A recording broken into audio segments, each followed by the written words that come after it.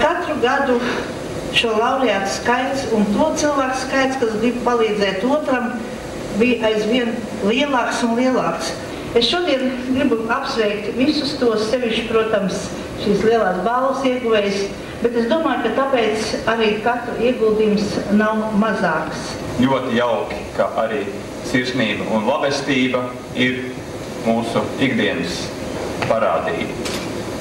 Taču tas neiezīmē labestības beigas. Mūsu dzīve turpinās, un tieši otrādi šodien ar šo pasākumu, ar Rīgas labās zvaigznes 2005 pasākumu, mēs it kā norādām, ka sāks jauns labestības posms. Rikārds Krieviņš, Labdarības biedrības Latvijas humanās palīdzības centrs vadītājs.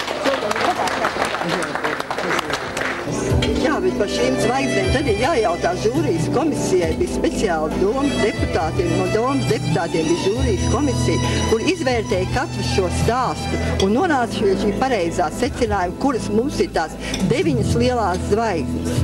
Bet tā kā būtu arī ļoti pareizi atzīmēt arī tās mazās zvaigznītes. Ja? Jo es domāju, ka šis vakars jau gandrīz mums iznāk kā tāda zvaigžņu, tādi zvaigznes un atspīdumi. Jo redziet, kā iznāk.